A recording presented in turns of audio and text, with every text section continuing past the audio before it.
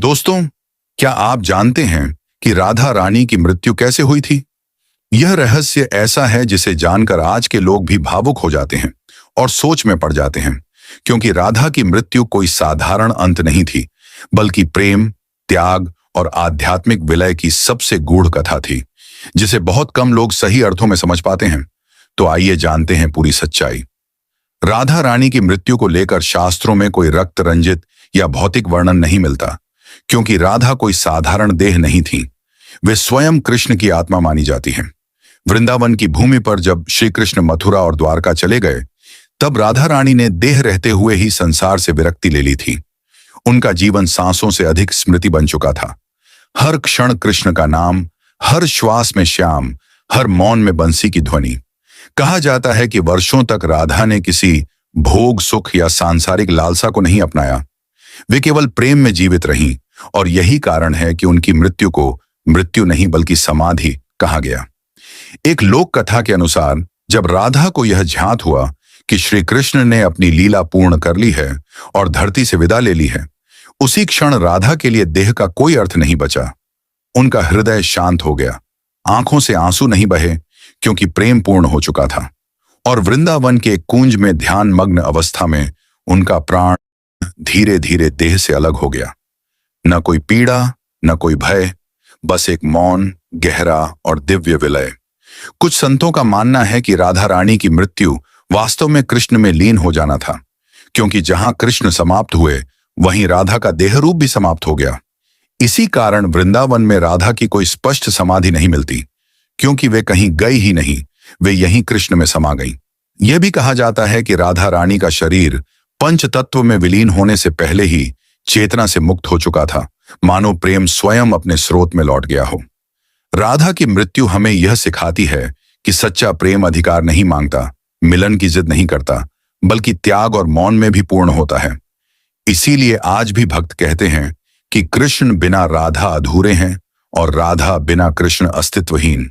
और शायद यही कारण है कि राधा की मृत्यु का कोई ठोस अंत नहीं मिलता, क्योंकि जो प्रेम बन जाए वह कभी मरता नहीं। दोस्तों, राधा रानी की मृत्यु को समझने के लिए हमें यह जानना होगा कि राधा कोई साधारण नारी नहीं थी। वे प्रेम की वह पराकाष्ठा थीं जहां मैं समाप्त हो जाता है। और यही कारण है कि उनके अंतिम समय को इतिहास नहीं बल्कि अनुभूति कहा गया। कहा जाता है कि श्री कृष्ण के द्वारका प्रस्थान के बाद वृंदावन का हर कण जैसे शोक में डूब गया था, लेकिन सबसे गहरा शून्य राधा के भीतर था। वह शून्य जो रोता नहीं, चिल्लाता नहीं, बस भीतर ही भीतर जलता रहता है। राधा ने किसी से अपने दुख का वर्णन नहीं किया। उन्होंने आहें नहीं भरी, क्योंकि उनका प्रेम शिकायत करना जानता ही नहीं था। वे प्रतिदिन यमुना किनारे बैठती, उसी दिशा में देखती जहां से कृष्ण कभी लौटे नहीं, और धीरे धीरे उनका शरीर क्षीण होता चला गया, पर चेतना और भी उज्जवल होती गई। संतों के अनुसार राधा रानी ने मृत्यु से पहले गहन योग साधना में प्रवेश किया था, जिसे महाभाव समाधि कहा जाता है। इस अवस्था में आत्मा स्वयं देह को त्याग देती है, बिना किसी संघर्ष के। कहा जाता है कि अंतिम समय में राधा के मुख पर मुस्कान थी, क्योंकि उन्हें मृत्यु नहीं दिख रही थी, उन्हें केवल कृष्ण दिख रहे थे, वही श्याम जिनसे उनका प्रेम कभी देह का मोहताज नहीं था। कुछ कथाओं में वर्णन आता है कि वृंदावन की रात्रि उस दिन असामान्य रूप से शांत थी। न पवन चला, न पत्ते हिले, मानो प्रकृति स्वयं नतमस्तक हो गई हो। और जब भोर हुई तो राधा की देह उसी कुंज में थी, लेकिन वह देह नहीं बल्कि प्रेम का रिक्त पात्र बन चुकी थी। यही कारण है कि राधा की मृत्यु का कोई श्मशान वर्णन नहीं मिलता, कोई अग्नि संस्कार नहीं, क्योंकि जिसे जलाया जाए वह देह होती है, और राधा तो देह से बहुत पहले मुक्त हो चुकी थी। भक्त मानते हैं कि उसी क्षण कृष्ण और राधा का अंतिम मिलन हुआ, न आंखों से, न स्पर्श से, बल्कि आत्मा से आत्मा का। और यही मिलन संसार की सबसे रहस्यमयी घटना बन गया। राधा की मृत्यु हमें यह सिखाती है कि जो प्रेम स्वार्थ से मुक्त हो जाए वह मृत्यु को भी तुच्छ बना देता है। और शायद इसीलिए आज भी लोग पूछते हैं कि राधा की मृत्यु कैसे हुई, क्योंकि सच यह है कि राधा कभी मरी ही नहीं। वे आज भी हर उस हृदय में जीवित हैं जहां प्रेम में त्याग है। दोस्तों, राधा रानी की मृत्यु का सबसे रहस्यमय पक्ष वह है जिसे आम लोग समझ ही नहीं पाते, क्योंकि यह कथा शरीर के अंत की नहीं बल्कि अहंकार के पूर्ण विसर्जन की कथा है। संतों के अनुसार राधा रानी का जीवन अंतिम वर्षों में बिल्कुल बदल चुका था। वे बोलती कम थीं, सुनती भी कम थीं, क्योंकि भीतर केवल कृष्ण की ध्वनि गूंजती रहती थी। कहा जाता है कि कई बार वे घंटों तक स्थिर बैठी रहती, आंखें खुली होती, लेकिन संसार से कोई संबंध नहीं, जैसे वे पहले ही इस लोक से जा चुकी हों। वृंदावन के लोग बताते हैं कि राधा रानी की छाया भी बदलने लगी थी। देह यहीं थी, पर उपस्थिति कहीं और। उनका भोजन लगभग समाप्त हो चुका था, नींद विलीन हो चुकी थी, लेकिन चेहरे पर थकान नहीं, बल्कि अद्भुत शांति थी, मानो वे किसी महान यात्रा की तैयारी कर रही हों। कुछ वैष्णव ग्रंथों में संकेत मिलता है कि राधा ने जानबूझकर देह का त्याग नहीं किया, बल्कि जब प्रेम पूर्ण हो गया तब देह अपने आप छूट गई, जैसे दीपक का तेल समाप्त होते ही लौ शांत हो जाती है। न धुआं न विस्फोट। कहा जाता है कि अंतिम दिनों में राधा रानी यमुना के किनारे बैठकर बंसी की ध्वनि सुनती थीं, जबकि वहां कोई बंसी बजा ही नहीं रहा था। भक्त मानते हैं कि वह ध्वनि द्वारका से आती कृष्ण की आत्मिक पुकार थी। उसी रात जब आकाश में तारे असामान्य रूप से तेज चमक रहे थे, राधा ध्यान में लीन हुई और उनका श्वास धीरे धीरे मंद होता चला गया। पर चेहरे पर भय नहीं, केवल गहरी तृप्ति थी, जैसे कोई अपना घर लौट रहा हो। सुबह जब लोगों ने उन्हें देखा तो ऐसा लगा मानो वे सो रही हों, लेकिन उनकी देह में जीवन नहीं था। और आश्चर्य की बात यह थी कि उस स्थान पर विलाप नहीं हुआ, क्योंकि हर कोई भीतर से जान रहा था कि यह मृत्यु नहीं, महाविलय है। राधा की मृत्यु इसीलिए इतिहास में दर्ज नहीं हुई, क्योंकि इतिहास युद्ध और राजाओं को लिखता है, प्रेम को नहीं। और राधा प्रेम का वह रूप थी जिसे शब्दों में बांधा ही नहीं जा सकता। आज भी संत कहते हैं कि यदि कोई राधा की मृत्यु को समझना चाहता है तो उसे पहले यह समझना होगा कि सच्चा प्रेम कभी समाप्त नहीं होता, वह केवल रूप बदलता है। और उसी रूप परिवर्तन का नाम है राधा रानी की मृत्यु।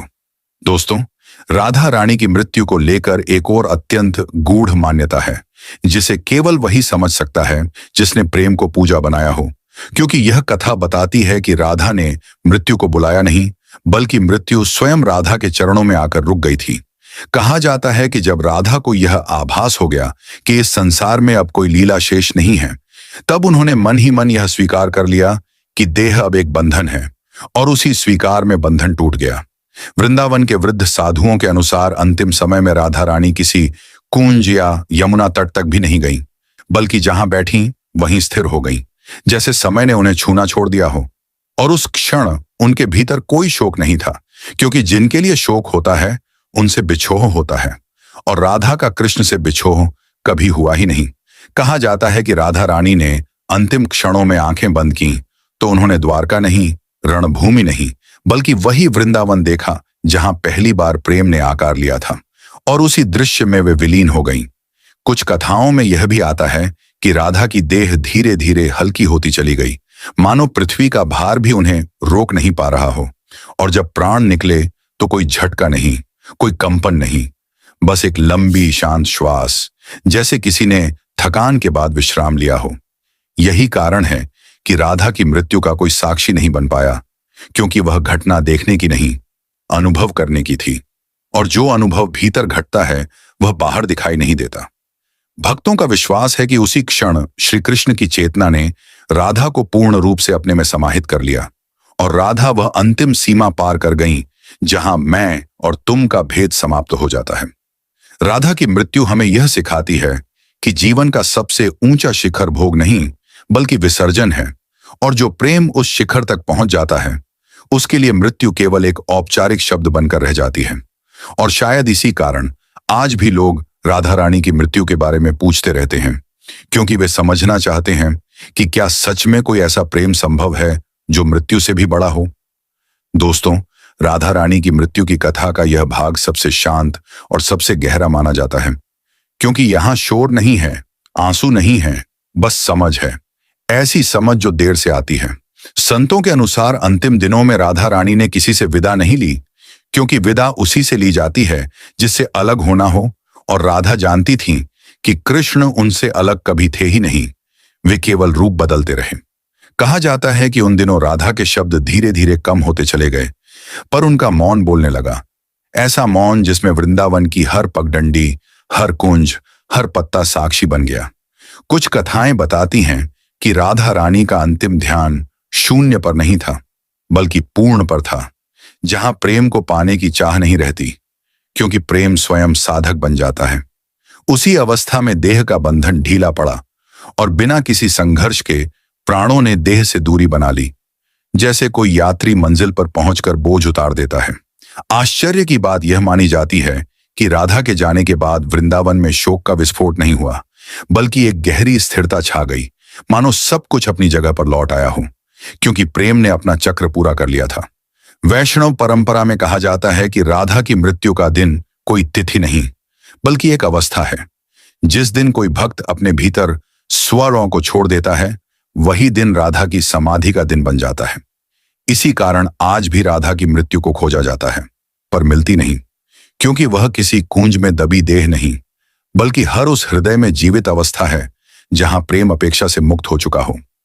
राधा रानी का अंत हमें यह सिखाता है कि जीवन का सबसे सुंदर क्षण वह होता है जब कुछ पाने की इच्छा भी समाप्त हो जाए, और उसी क्षण जो घटता है उसे लोग मृत्यु कहते हैं, पर भक्त उसे मोक्ष, समाधि और महाविलय कहते हैं। और यही राधा की सच्ची कथा है। मित्रों, राधा रानी की मृत्यु की कथा का यह चरण वह बिंदु है जहां कथा समाप्त नहीं होती, बल्कि श्रोता के भीतर शुरू होती है, क्योंकि यहां प्रश्न यह नहीं रहता कि राधा कैसे गई, बल्कि यह बन जाता है कि कोई इंसान प्रेम में इतना कैसे विलीन हो सकता है।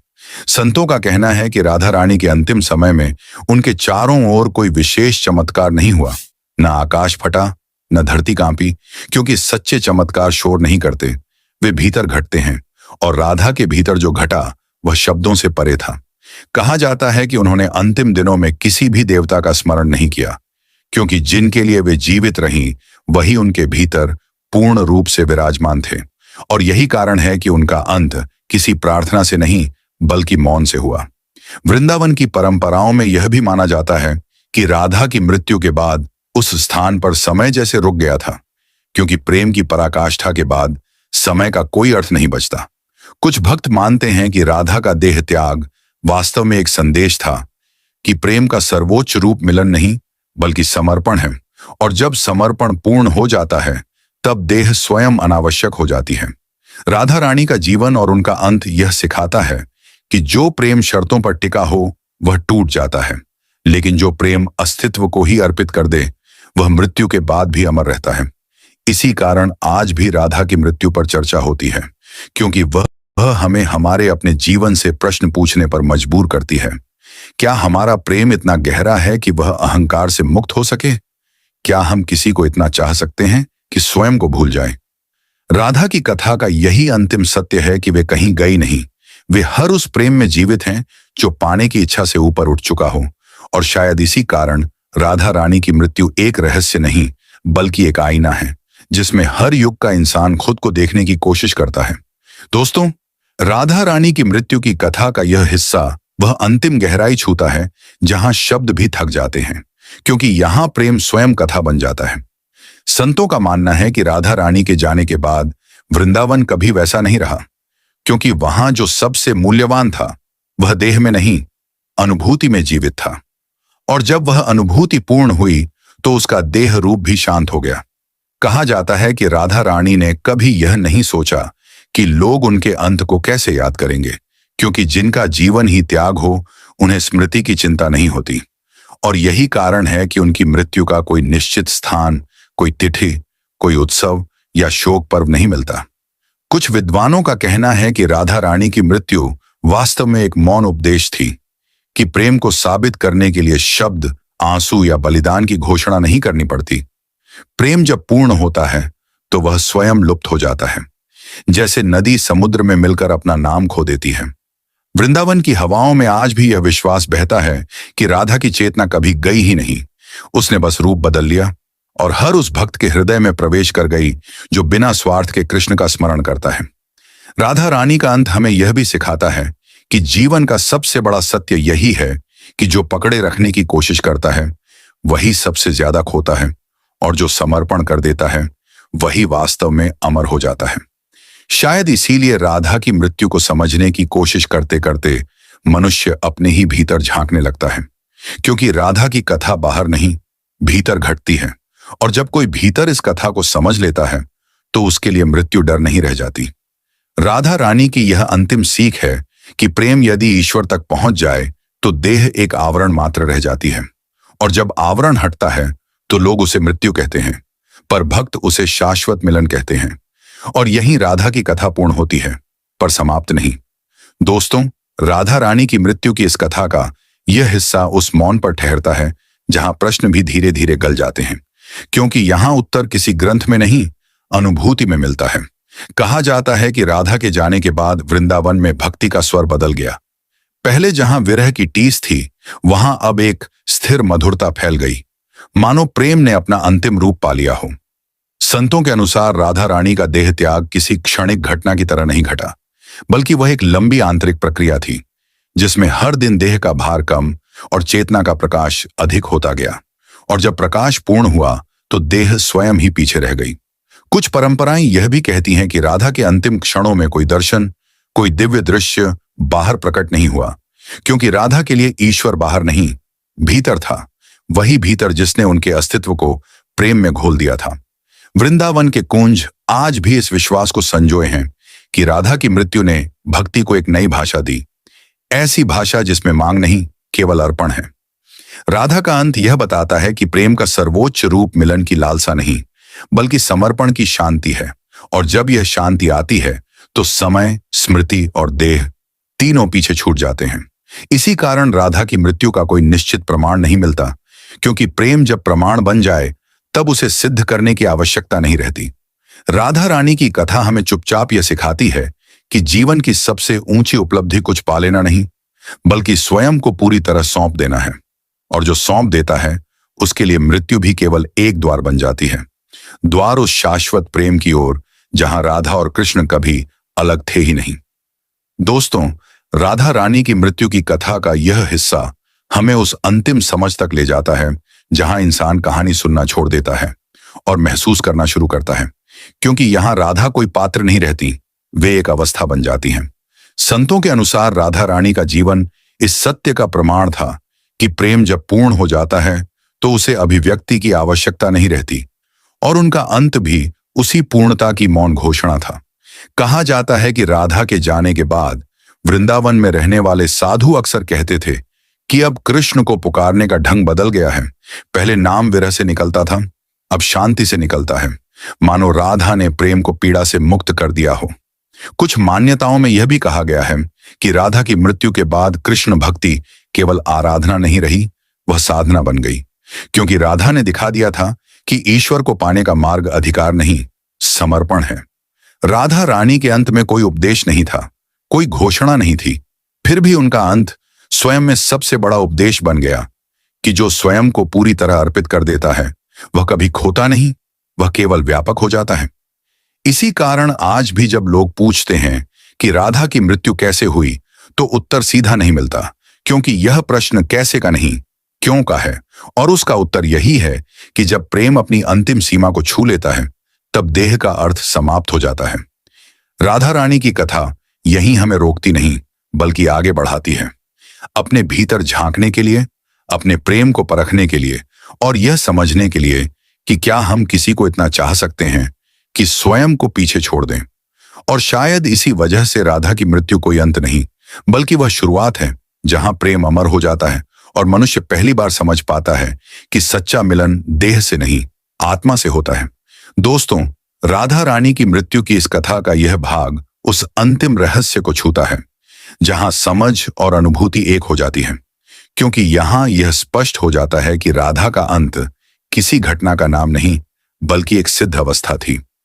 वैष्णव संतों का कहना है कि राधा रानी ने अपने जीवन में कभी मोक्ष की कामना नहीं की, क्योंकि जो कृष्ण में पूर्ण रूप से लीन हो चुका हो उसके लिए मोक्ष भी एक शब्द मात्र रह जाता है। और यही कारण है कि उनका देह त्याग किसी इच्छा की पूर्ति नहीं, बल्कि इच्छा के पूर्ण अंत का परिणाम था। कहा जाता है कि राधा के जाने के बाद वृंदावन में जो सबसे बड़ा परिवर्तन आया वह यह था कि वहां प्रेम को पाने की वस्तु नहीं, जीने की अवस्था माना जाने लगा, मानो राधा ने प्रेम को देह से निकालकर चेतना में स्थापित कर दिया हो। कुछ संत यह भी कहते हैं कि राधा रानी की मृत्यु उस क्षण हुई जब उनके भीतर मैं राधा हूं का भाव भी समाप्त हो गया, क्योंकि जब मैं ही नहीं रहा तो मरने वाला कौन था।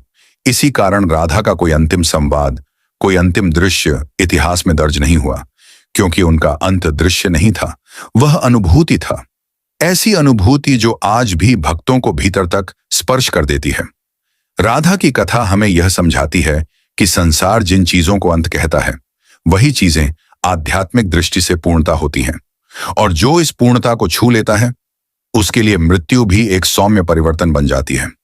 शायद इसीलिए राधा रानी की मृत्यु आज भी एक रहस्य बनी हुई है, क्योंकि रहस्य वही होता है जिसे बुद्धि नहीं, हृदय समझता है। और जब कोई हृदय से समझ लेता है तो उसे उत्तर की आवश्यकता नहीं रहती, बस मौन रह जाता है। ठीक वैसा ही मौन जैसा राधा के अंत में था, शांत, गहरा और शाश्वत।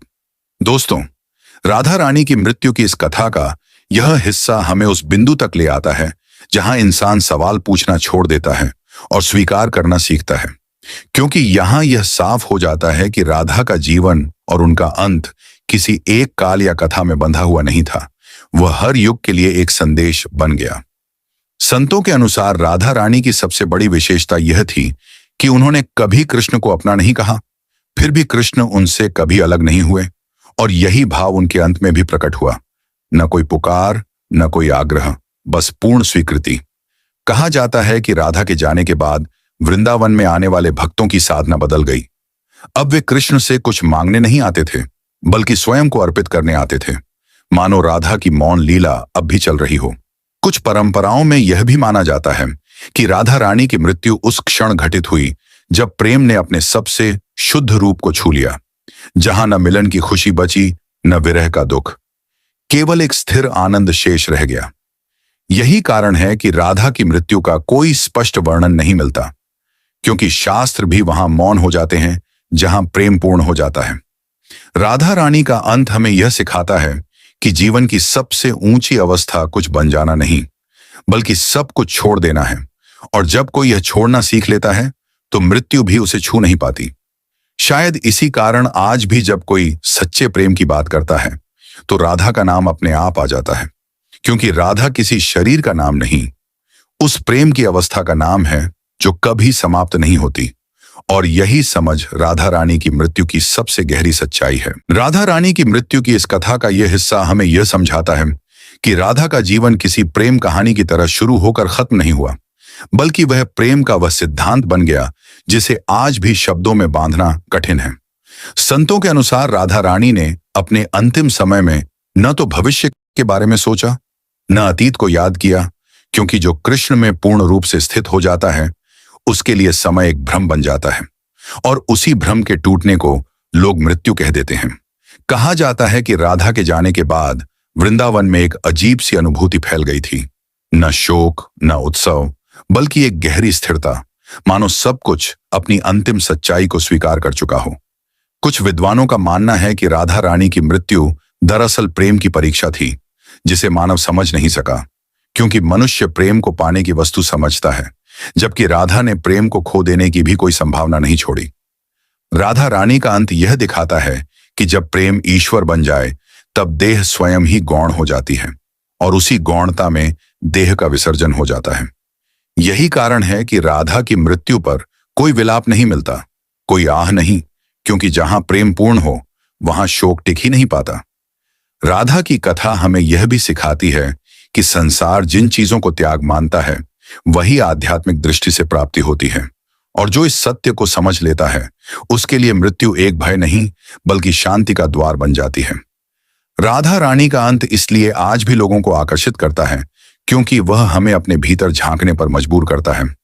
क्या हमारा प्रेम इतना निस्वार्थ है कि वह हमें स्वयं से मुक्त कर सके? और यदि नहीं, तो राधा की कथा हमें उसी दिशा में ले जाने का मौन निमंत्रण है। दोस्तों, राधा रानी की मृत्यु की यह पूरी कथा हमें यहीं आकर रोकती नहीं, बल्कि भीतर से बदलकर छोड़ती है, क्योंकि अब यह साफ हो जाता है कि राधा का अंत किसी देह की कहानी नहीं था, बल्कि उस प्रेम की पराकाष्ठा थी जहां मैं समाप्त हो जाता है और केवल समर्पण शेष रह जाता है। राधा न कभी गईं, न कभी आईं, वे हर युग में उसी प्रेम के रूप में जीवित रहीं जो कुछ पाने की चाह नहीं रखता, और यही कारण है कि आज भी उनका अंत एक रहस्य नहीं, बल्कि एक सीख बन जाता है कि सच्चा प्रेम अधिकार नहीं मांगता, वह स्वयं को अर्पित कर देता है। राधा की मृत्यु हमें यह समझा देती है कि संसार जिसे अंत कहता है, वही आध्यात्मिक दृष्टि से पूर्णता होती है, और जो इस पूर्णता को छू लेता है, उसके लिए मृत्यु भी मौन मिलन बन जाती है। अगर आपको यह कथा सोचने पर मजबूर कर गई हो, अगर राधा के प्रेम की यह गहराई आपके दिल तक पहुंची हो, तो ऐसे ही रहस्यमय, भावुक और आध्यात्मिक कथाओं के लिए हमारे YouTube चैनल को अभी सब्सक्राइब करें, वीडियो को लाइक करें और कमेंट में जरूर बताइए कि इस कथा ने आपको क्या महसूस कराया, क्योंकि ऐसी कहानियां तभी जीवित रहती हैं जब आप जैसे दर्शक उन्हें सुनते और आगे बढ़ाते हैं। जय श्री राधे कृष्ण।